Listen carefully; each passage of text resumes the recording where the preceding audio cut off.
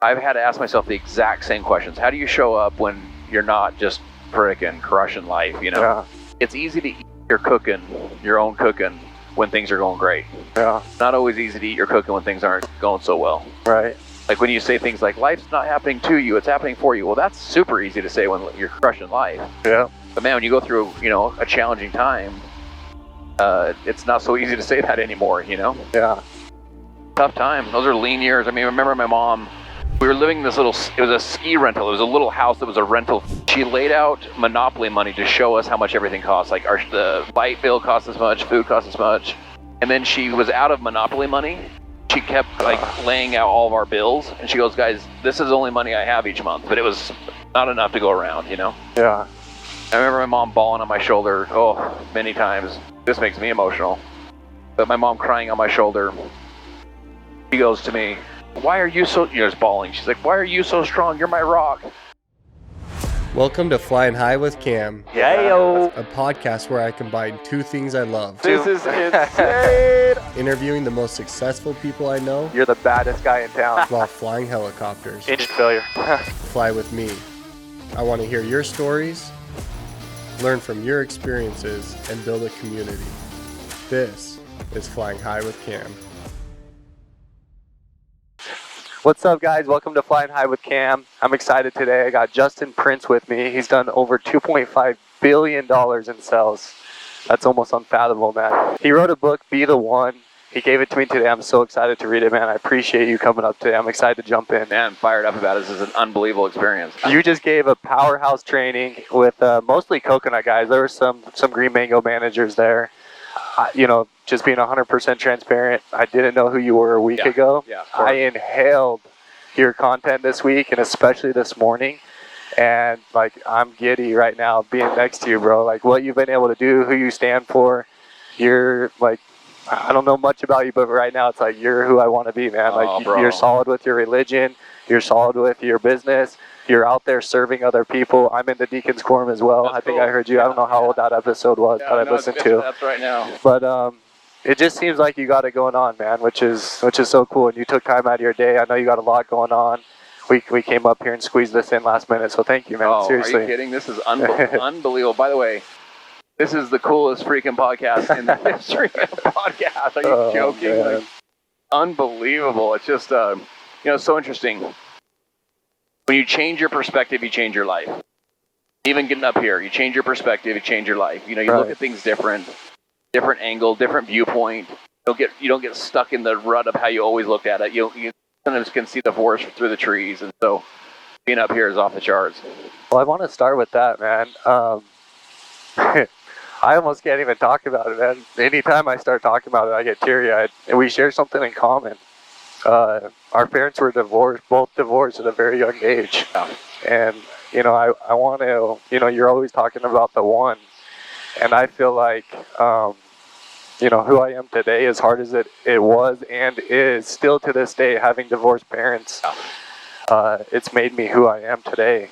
And you've touched on it a little bit, but I don't know your experience at all. I don't know, it could be the best thing in your world that your parents got divorced, but can you kind of tie that in for me a little bit about how your divorce has affected you and how it's changed your life? Because it certainly has changed mine. How old were you? So I texted my mom this morning because I wanted to go here with you. I was 6 years old. I just remember being really young, and people always ask me hey, what's your very first memory? And I always tell people I don't know, but my first memory is watching my dad leave that morning. I remember that day. It's just man, it's hard. I remember that day. Dude, I remember being a little kid. My folks were trying to work it out. This is before the divorce. I went and slept with my dad at a hotel, almost like a Motel 6. Yeah. And we're sitting there, and it's literally like a Motel 6, up the road. We're not out of state, Right. And I remember just being a little kid. He woke me up. He took me to McDonald's. We got an Egg McMuffin. And I remember just being like, what are we doing? What are we doing? Why don't we go home, Yeah.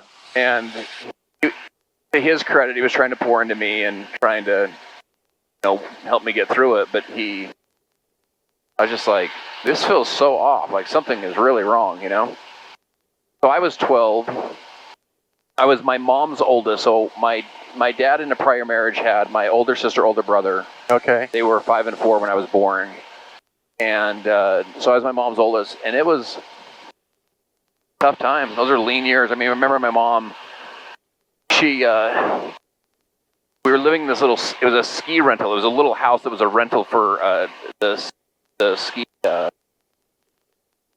there in Little Comet Canyon in Salt Lake City. Okay. So this is not a place. This is like a short-term rental place, but we're just like parked there, you know. Yeah. And she laid out Monopoly money to show us how much everything costs. Like the light bill costs as much, food costs as much, the heat bill costs as much. And then she was out of Monopoly money. She kept like laying out all of our bills, and she goes, "Guys, this is the only money I have each month. You know, is whatever it was. I can't remember right now how much it was, but it was not enough to go around. You know." Yeah. I remember my mom bawling on my shoulder. Oh, many times. This makes me emotional. But my mom crying on my shoulder. She goes to me. I was probably 13, 14, 15. She goes, "Why are you so?" Just bawling. She's like, "Why are you so strong? You're my rock." Yeah. I was like, "It's okay, Mom. We'll get through this. Don't worry." Because, she was trying to hustle. You're 12 at the time. Yeah, 12, 13, Jeez, 14. It happened throughout the years, Yeah.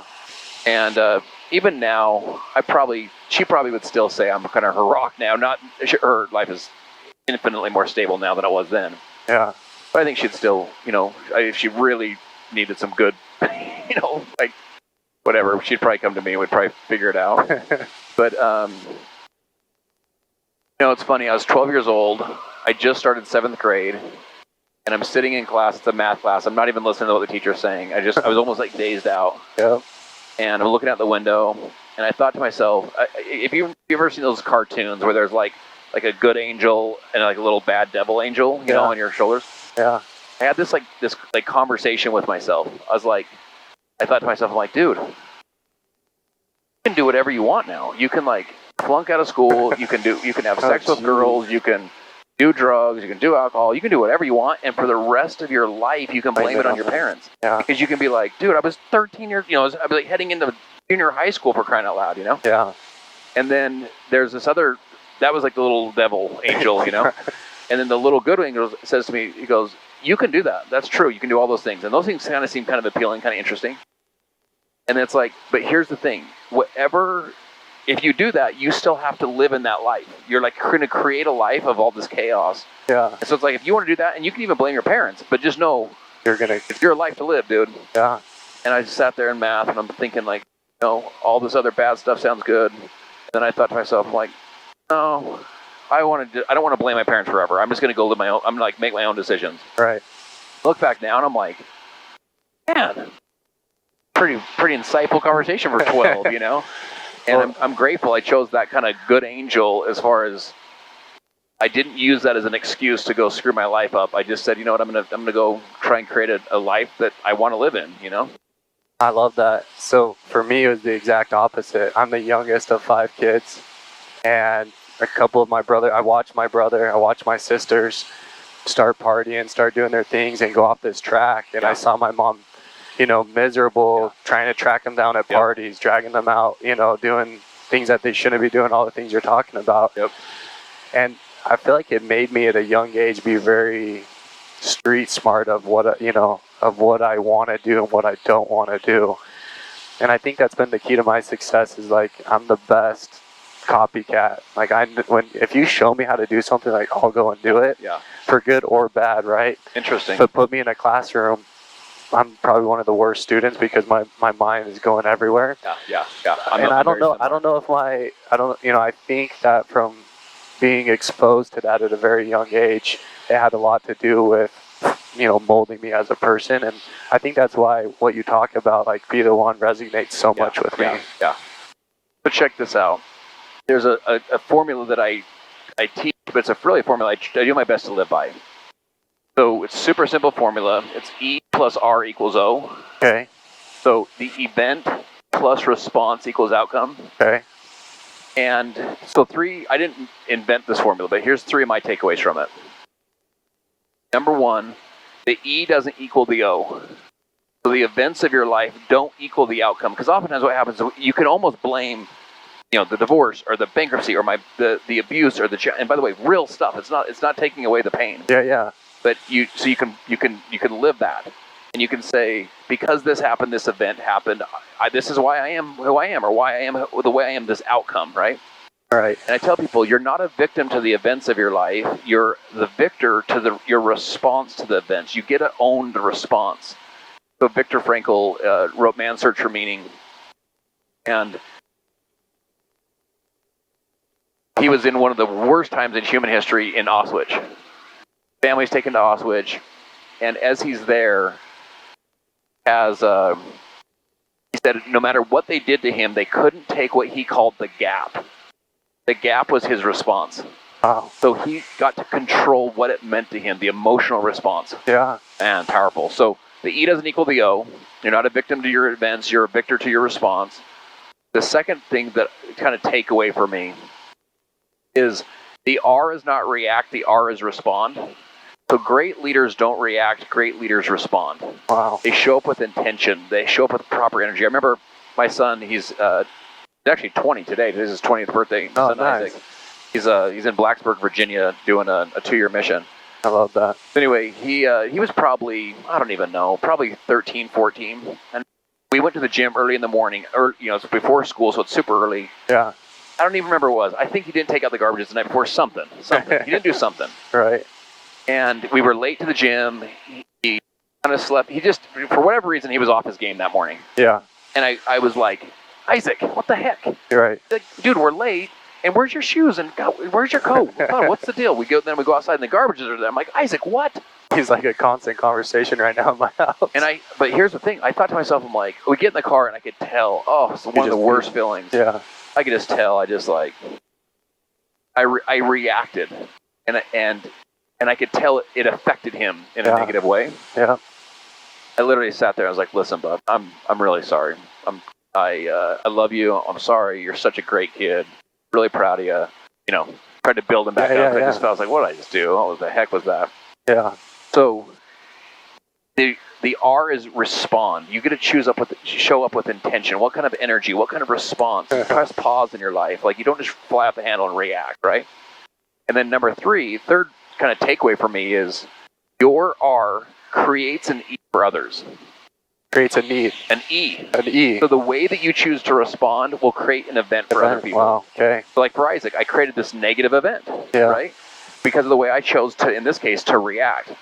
And so you want to say to yourself, I'm going to show up with intention, and what kind of event do I want to create for my wife, for my kids, for my business partners, for my employees, etc. Like, what kind of event am I going to create right now with the way I'm going to show up? Yeah. Am I going to be positive or negative? Am I going to influence them in a positive way, a negative way? So that's the way I look at it, like owning your R, being in freaking control of your own R. So I'm going to take advantage of this and get some coaching from you. Yeah. Because I feel like I'm in a pretty unique situation in life where I'm blessed.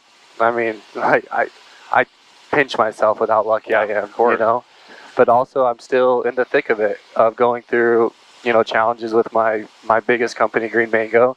And I have 2 other, basically not startups. They've been in business for 6 years, but they're dealing with startup problems, Last year, hundreds of thousands of dollars put back into those companies to cash flow for growth. I found myself last year. By the way, what okay, sorry, yeah. So we're coming up over Saguaro Lake. Then we're going to attach and go. All the lakes connect here. I don't know if you knew that or not. You guys like boat on this? Yeah. So this is like one of the main lakes that we go to. So this is Saguaro. We are a boating family. Yeah, we love to go to Lake Powell and stuff. That's so sick. So I'm feeling good last year, right? I'm making all this money. Everything's going perfectly for me. I'm inspired to start a podcast, which is completely out of my comfort zone. I'm the type of guy that's like, I just stay in my lane. I just get the work done. I'm not really vocal about it. Yeah.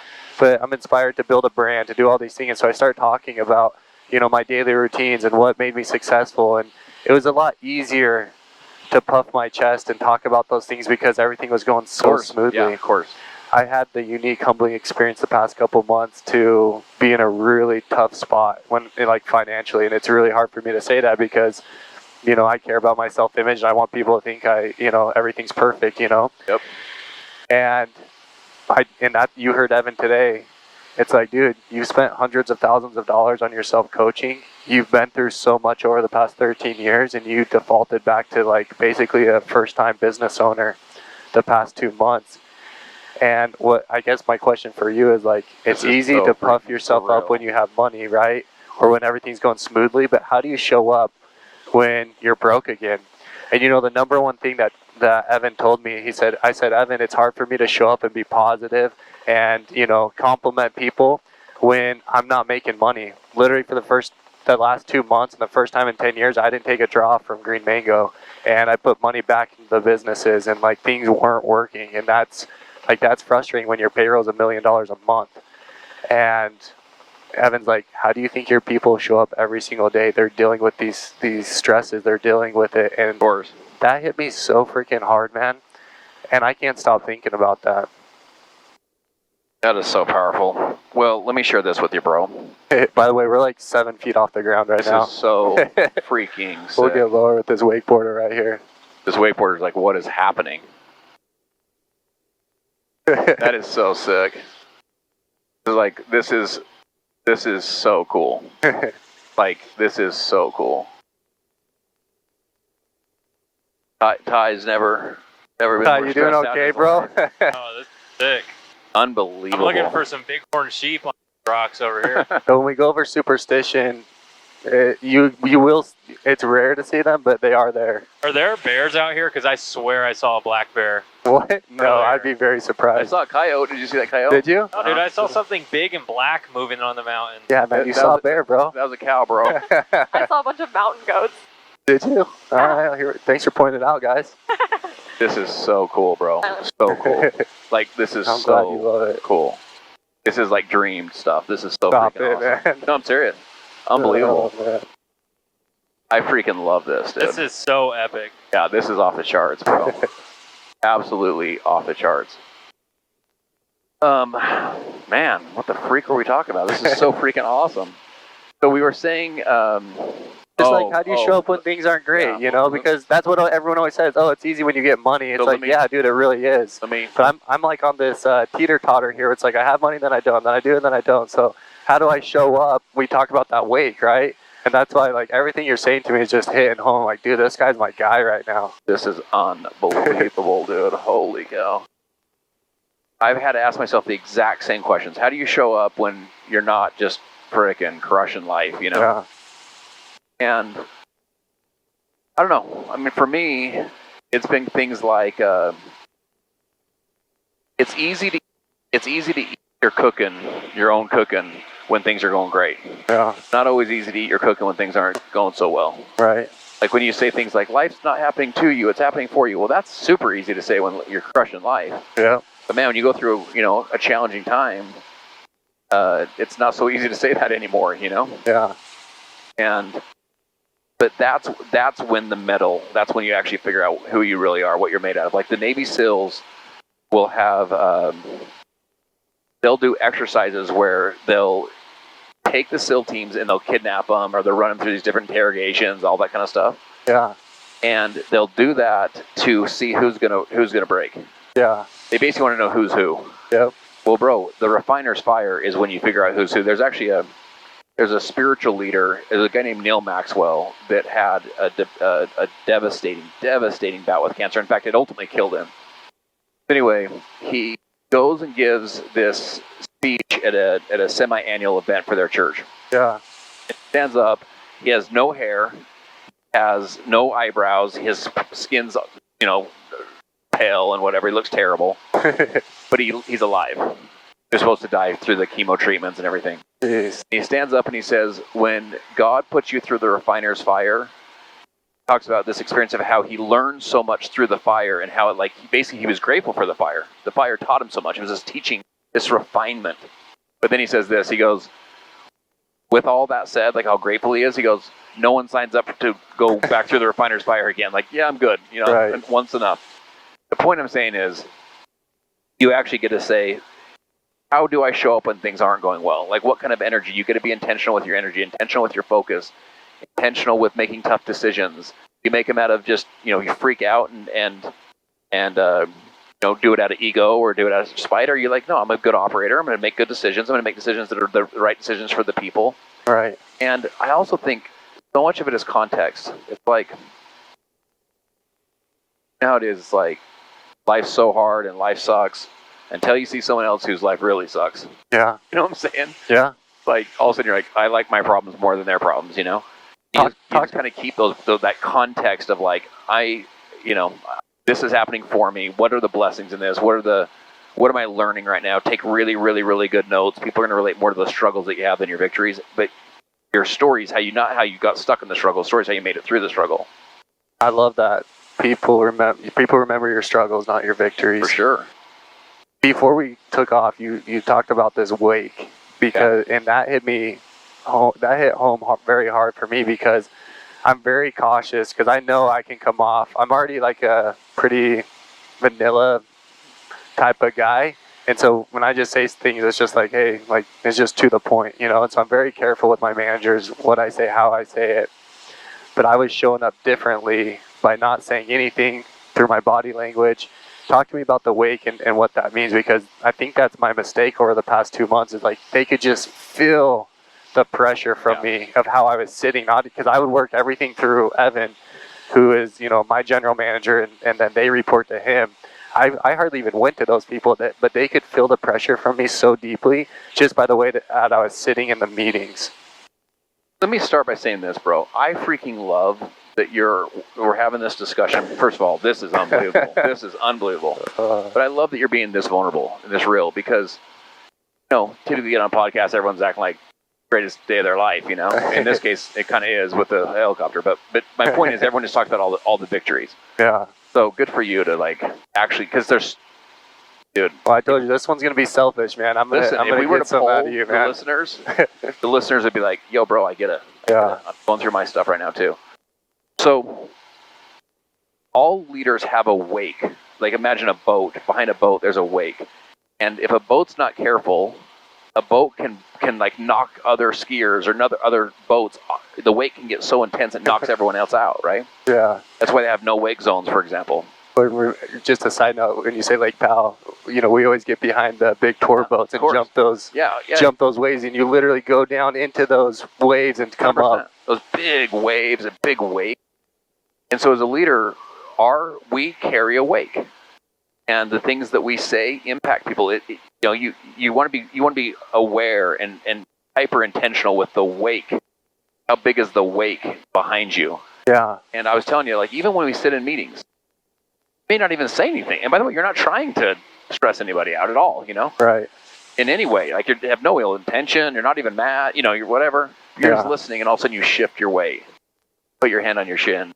You're like, huh, okay. And all of a sudden people are like, oh crap, what did I do? I'm in trouble. And they go home and they stress out and they tell their spouse, tell their kids, and and you didn't even say anything, and someone comes to you, yo, man, why are you stressing everybody out? You're like, what are you guys talking about? I didn't even think to her. Right. Or to him. We just have to be hyper aware of it and hyper aware of the wake. The other thing though is, we talked about this, you can build what's called the speed of trust. That's what Covey talked about. Speed of trust is, like with Evan, you have the speed of trust. You can say to Evan, you can look at it, analyze it, Evan, fix this, fix that, and that looks good, fix this. Boom, done. Yep. That meeting was 8 seconds. And he's like, hey, got it, no problem. Versus Evan, you're doing a great job. I like you a lot. And like, you've built the speed of trust because you guys have trust with each other, right? Yeah. So as leaders, we have to build more trust with the people. So what's the best way that you've built trust with your people? So I'll share with you 2 concepts on it. The first one we talked about earlier, which is stay, schedule. Say that one more time. Yeah, so it's stay, schedule. So first thing is see people not as they are, but as they were born to be, meaning you see potential in people.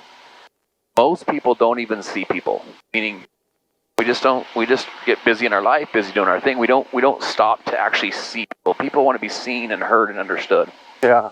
So, but not only do you see them, but you see them not as they are, as a 23-year-old or 47-year-old or 62-year-old. You see them as they were born to be, their potential, the goodness in them, the light. You. Second thing is you say it to them. you tell them, hey, listen, I want you to know one thing about you I really respect, one thing about you I admire. Thank you so much for that PowerPoint. That really helped us understand the numbers. All of a sudden, they're just like, whoa, that builds trust, dude. And then third is you schedule time. I tell people, hope builds expectation. Hope builds expectation, but when you deliver is when you build trust. Meaning, you build expectation by saying, hey, here's what we're going to do, or here's the plan. But when you go execute and deliver, that's when you build trust. People are like, all right, you do what you say you're going to do. Yeah, so the past couple of months, I was in a bad place, right? I wasn't showing up as myself. And that was really hard for me to focus on the 20%, 10% that they're not doing and not focus on the 80 that they do.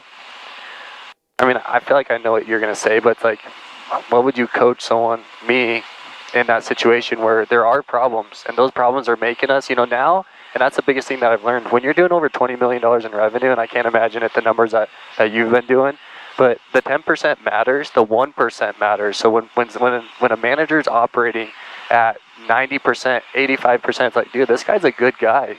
But hey, I need you to freaking lock in and get that 10%, bro. What coaching would you give me to not when there's fires going out, payroll's, really close, I'm not taking money, they're not doing their job, you go check the systems and processes, and it's like, they're not doing the 10%, that 10% is why we're having a problem right now. How do I show up and congratulate them on the 90? This is flat iron superstition. I mean, dude, that is dude, just that dip is unbelievable. Whew. I have two thoughts. I'm grilling you today, man. No, like bro, I said, I'm going to take advantage of the situation, bro. Love it. Literally unbelievable. Let me hit you with two thoughts. There's an old saying that says, babies will cry for recognition and grown men will die for recognition. I love that. If we're only saying, like, let's say they're given 90, right? But we're talking about the 10. Yeah. If we don't acknowledge and recognize the 10, we're probably going to get less than 10. In other words, we got to acknowledge what you're doing right. I'll give you an example with your kids. Have you ever? I kind of use the example with Isaac, my son. Yeah. Bud, did you brush your teeth? You didn't brush your teeth. We're late. You didn't brush your teeth. Your hair's not done. Where's your shoes? You didn't take out the garbage. I mean, here I just said 5 or 6 negatives. Yeah. And guess what? The kid's a freaking great kid. Yeah. By the way, he still needs to brush his teeth. You still got to tighten him up as his dad. I get all that. But you can pull him aside and be like, listen, this is the second part I want to go with you. This is what I'd say. Is sometimes with people we have to slow down to speed up. Okay. So it's what I call how, what, why. So if we were on a piece of paper, we're going to go from left to right on a piece of paper. How, people say, how do I motivate my team? How do I get the 10% out of my team, the last 10%? How do I get excellence out of my team? How do we follow the processes? How's the wrong question? We're asking the wrong question. We talked today about the power question. The right question is what? What is winning? So you sit down. Hey, let me ask you a question. What does winning look like for you? What does success look like for you? Maybe they think they're winning right now. 90% is they're like, dude, I'm good. That's a huge problem. So what does winning look like for you? What does success look like for you? What are some of your goals? The best way to motivate someone is to find out what already motivates them and help them to get it. You might have someone maybe in the right person, wrong seat of the bus. That might be happening, right? We need to shift you over here. Maybe you have some unrealistic expectations. And what I mean by that is this. Imagine a scale of 1 to 10. Uh-huh. Their expectations are 6, and yours are 9. Whatever the gap is in expectations is where the frustration lies. If your wife is expecting a 9 and you're delivering a 6, she's ticked off. She's stressed. I love that. And so all the gaps. So what do we do as leaders? We close the gaps. How do you close the gaps? Good, clear communication. We got to get on the same page. So that's the what. What does winning look like? What does success look like? What are some of your goals? Let me ask you this. What is your income goal this year? What are you enjoying about your career here? What are the things? What are your biggest struggles and challenges you feel like you're facing? So I'm asking some what questions just to listen, to see if I can connect the gaps. Then the third question is we transfer from what to why. So they say, my goal is this. I want to make this much money, this much time life balance, this whatever. I understand what winning is for them. Yeah. What motivates them. The secret to motivation is to find out what already motivates them and help them to get it. They're looking for these things. Now remember, their goals may not be your goals. That's okay. Yeah. In fact, most likely their goals are not your goals. They don't have.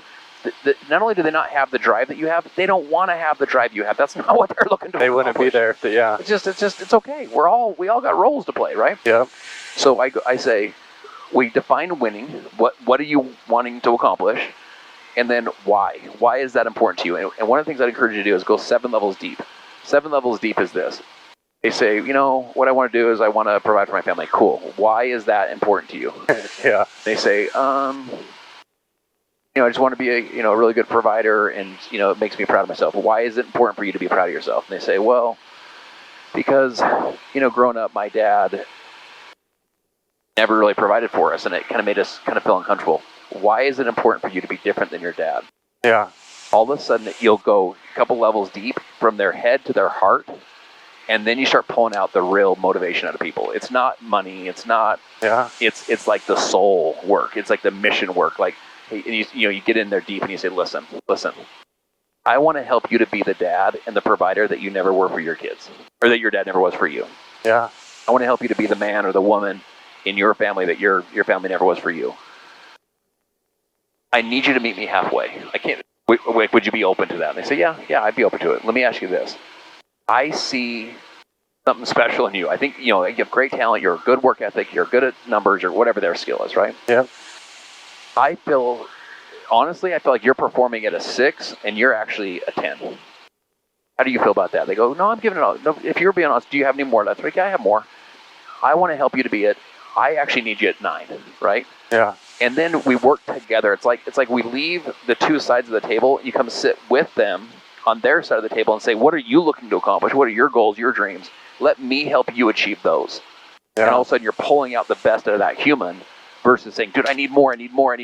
Yeah, that's not going to typically be awesome at some point because we're not tapping into what's motivating them.